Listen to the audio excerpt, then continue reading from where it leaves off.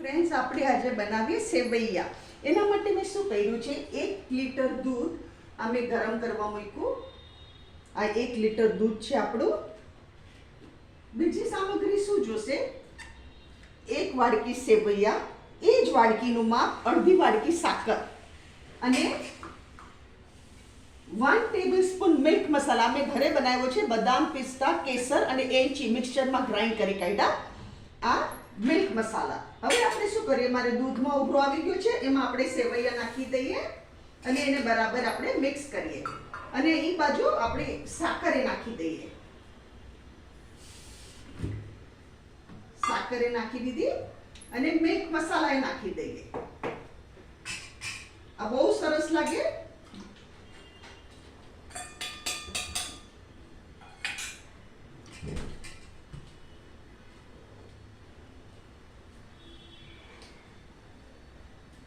આને આપણે 5 થી 7 મિનિટ હલાવવાની.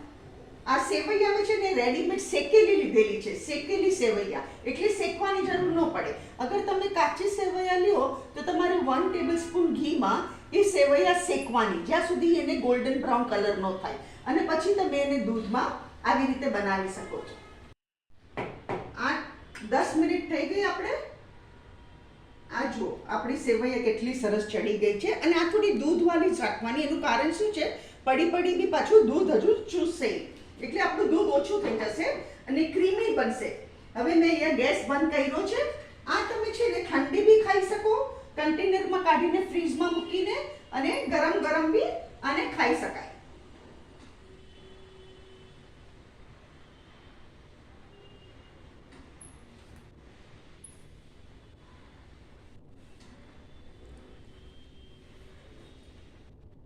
આ એકદમ ઇન્સ્ટન્ટ બની જાય. 10 મિનિટમાં તો આપણી સેવૈયા તૈયાર થઈ ગઈ.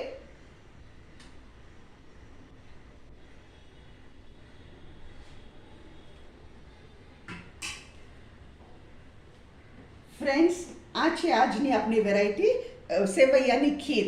અગર તમને મારી વિડીયો પસંદ આવે તો કમેન્ટમાં જરૂરથી લખો.